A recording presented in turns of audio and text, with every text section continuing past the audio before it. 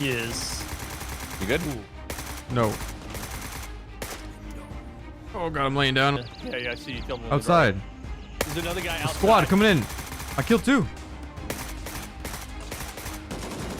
are you made out of? He's down, he's down. Yeah. I dropped him, What in the world, dude? Now I'm confused. I Were shot him they in the shooting head us? several times, dude. What the hell? Yeah, the Do we armor is have a bad little ammunition or jank. something? He's on the left somewhere. It's just an AI.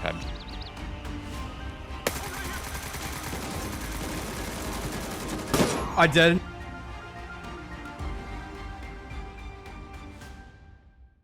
You read the title correctly. I am not going to be playing Grayzone Warfare. I don't hate the game. It's a phenomenal game, and if you want to play it, you're more than welcome to. However, I'm going to explain in this video why I'm personally not playing the game, even though I already own it. It is the hottest thing right now. It's probably the hottest thing I can stream and the hottest thing I can put on my YouTube channel, but yet I am not playing it. So let's dive into that. And as a bonus, if you guys make it all the way down to the video, maybe you guys are playing the game, I'm going to give you guys 2 tips that no one knows about that will help you kill any player you run into, as well as make it so you effectively never lose your gear. It sounds insane, and it is. You're gonna want to know about these tips. Make it to the end of the video. Alright, so why am I not playing Grayzone Warfare? Here's the deal, guys. Grayzone Warfare is a phenomenal game, and it's not really a competitor to Tarkov. Let me explain.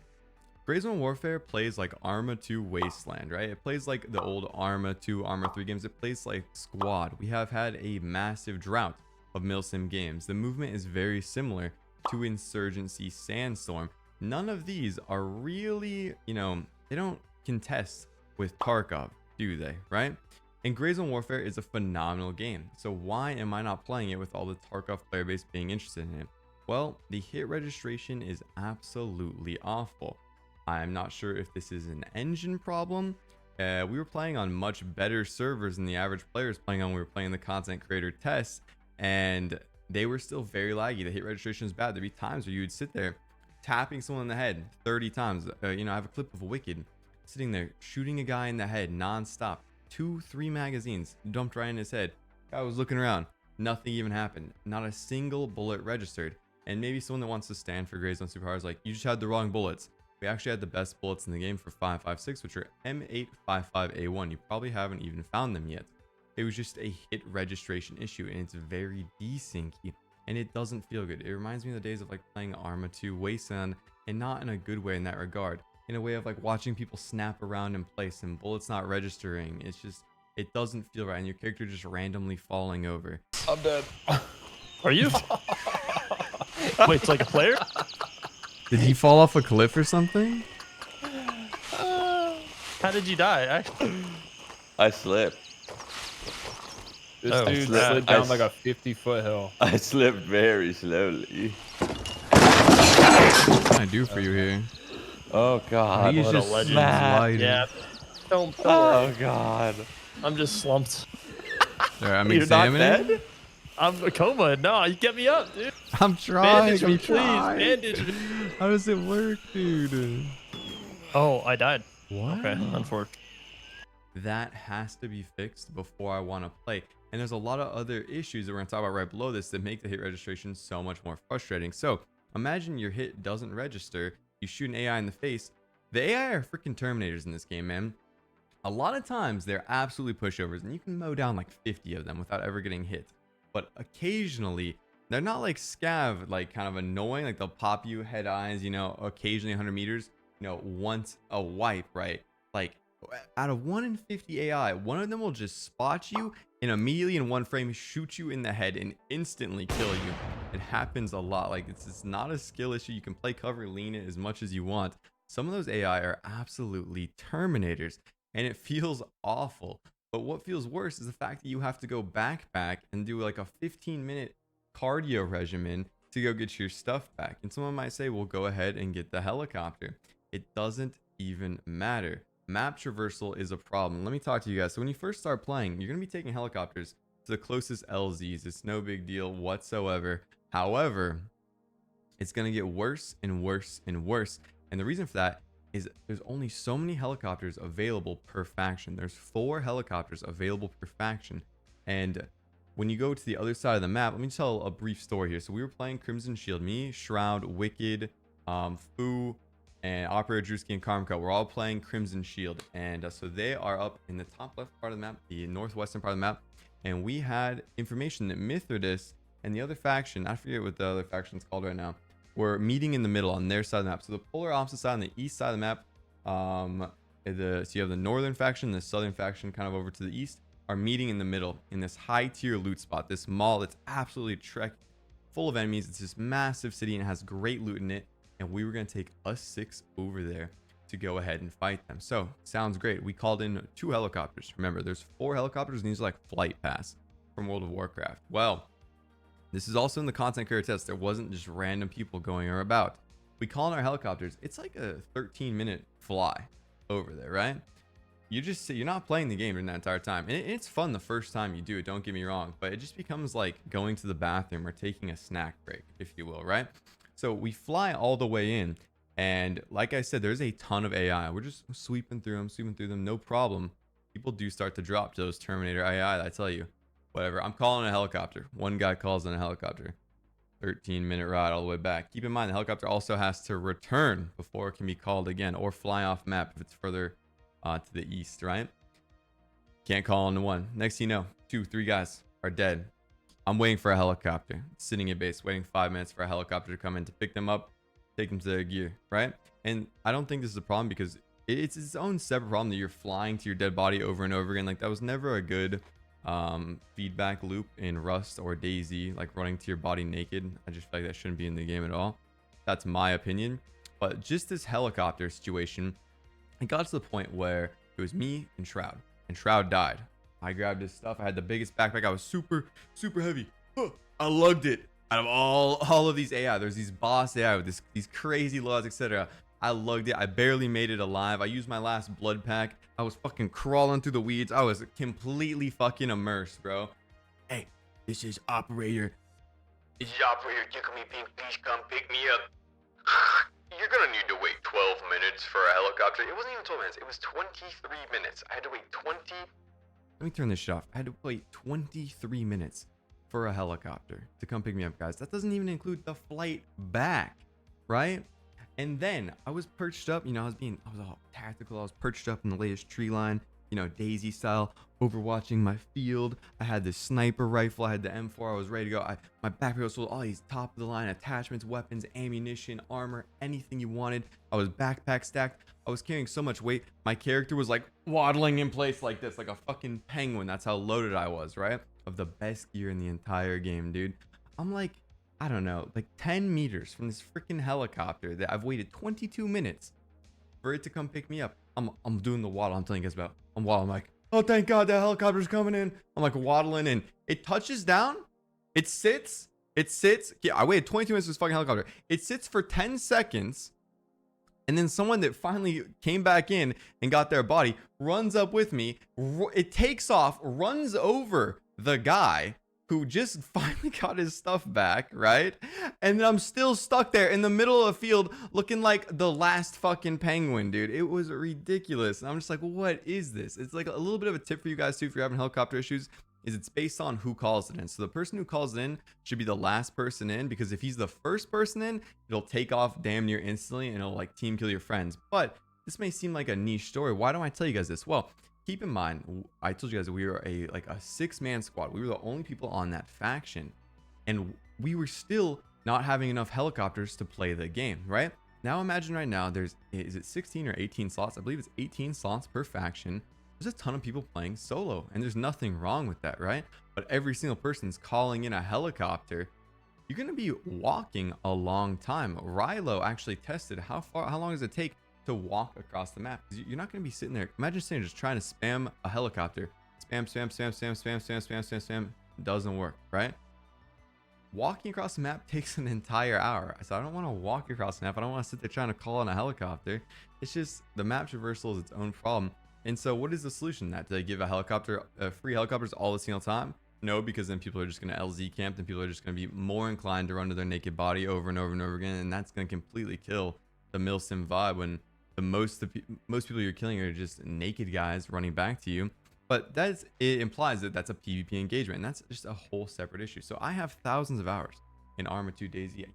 I've done it all. I had a character that lived for 80 days in Arma 2 DayZ. That's unheard of. I had the AS50, the L85 with the thermal, dude. The Coyote, the Ghillie, everything. The M4 SD with the camouflage on it. Yeah, the CCO variation. You know what I'm saying? I had it all. My blood packs, everything. A fully loaded character. And I was totally fine with trekking back and forth across the map because it was the first to innovate this genre, to get that PvP, to just put the AS-15 and they go, take him out. He has no idea what even happened to him, right? Track people around in Starry Sabor. Track him in the Northwest Airfield. Like, oh, we have zombies up ahead. Let's crawl through these bushes. It was so much fun, right? But it was the first iteration of its kind of this survival genre. Tarkov is taken what Arma 2 DayZ was and made it super condensed, right? They put it in this, you're always in a small map. You're gonna have this many players. There's loot for you to go for. You're not gonna run across the entire map. They got rid of the part of running across the entire map to give you the thrill of those PvP engagements, which is what we want, the full loot thrill. You know what I'm saying? Grayzone has taken it a different direction. They've like kind of built on Arma 2 Wasteland, like I mentioned earlier, Arma 3 Squad. However, they didn't get rid of the massive amount of walking around and the lack of PvP engagements you get. There's just not enough people on the map, guys. You're only going to run into PvP engagements if you're looking for them and in like the hot spots that bring PvP in around like every couple hours. And the unfortunate truth about this is if you actively go looking for PvP, like let's say you go to the southern airfield, for example, there usually is a crew that like parks themselves up in the air control tower and is ready to just shoot anyone that comes into the proximity whatsoever. And bullets fly very fast in this game. One will put you down if the hit registration works, and it is a mess, dude. So you spend your 12 minutes flying your helicopter, waiting for your helicopter to go look for this PvP to get tapped from, you know, end up in a stank rat fucking TikTok compilation. It just does. The game is more of a PvE game right now, and I'm not sure what the solution for that is. And the last thing I gotta say about this is it's a Tarkov clone in a way, and in the worst sense, because they have this very unique game here that is a different genre and it's not competing. But then let me list off some of these systems, and they clearly leaned into just ripping off Tarkov, which I don't think is a good angle. They have something very special here, and I think this is going to be a hot game. It just needs time to cook, right? But listen to these systems, the quest systems. I started my channel off of making the first quest guides. When Tarkov first got quests, I made the first quest guides because just like in this game, they were super vague. They're way more vague in Tarkov actually than they are in this game. But this game, they're still very, very vague. And I was able to make video guides to start my channel, right? We don't want to do a bunch of quests. Imagine, you know, you're tired of doing quests on Tarkov, so you can go do quests on Grayzone. Why do you need to have quests on Grayzone? Well, you need to have quests on Grayzone because the trader progression is the exact same. It's the exact same. It's literally exact like Tarkov. You gotta get your rep up so you can go ahead and get whatever their version of therapist, the medical person's, you know, higher tier loot. You see what I'm saying? On top of that, the weapon modding system. It's literally just the inspect weapon modding with no like without the nice modding feature. And I know that Tarkov has set the industry standard for a lot of these things, but they don't need to copy these systems. For example, they could have their own progression loop. Imagine Tarkov, you used to have to make your own fun. You used to have to go explore and get out of your comfort zone, save up money to go do that just for fun.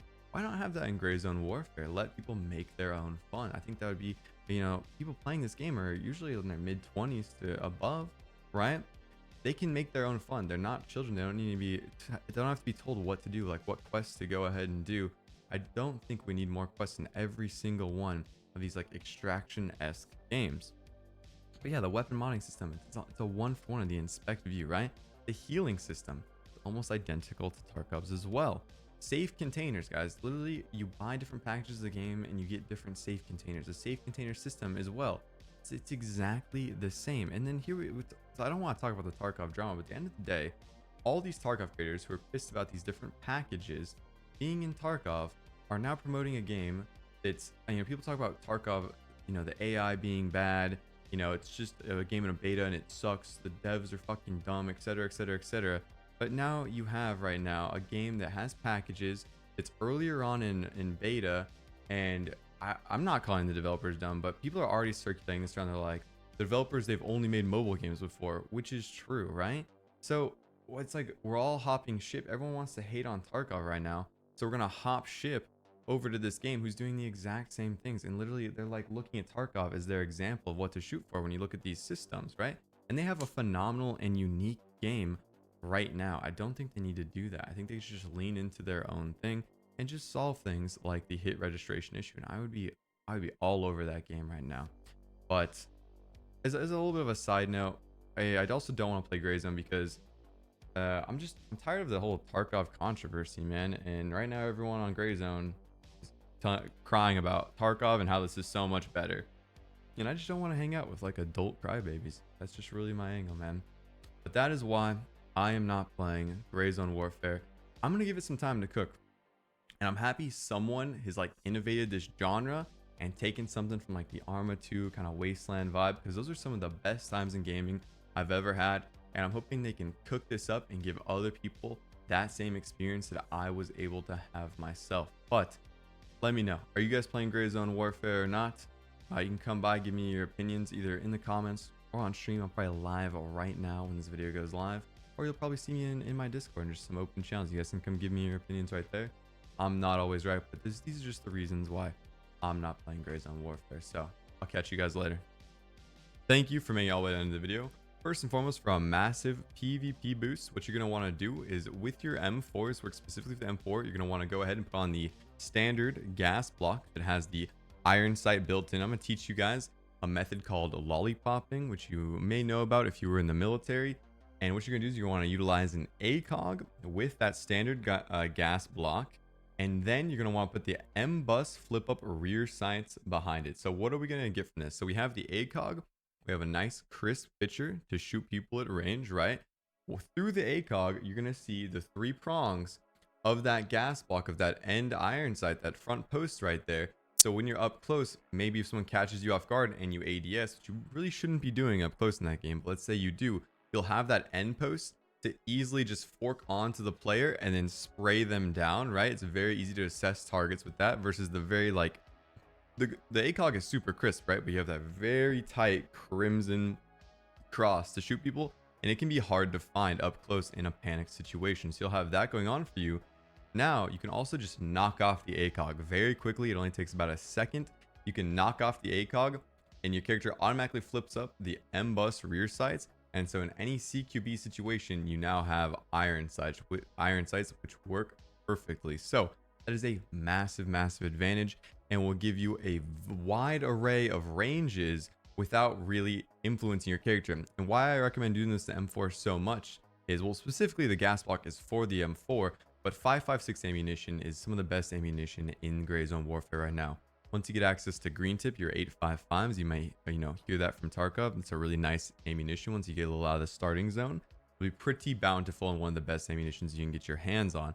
After that, you're going to be able to get 8.55A1 black tip ammunition further on in the game, and 5.56 is really the all-star ammunition in Grayzone Warfare. So this tactic works phenomenally.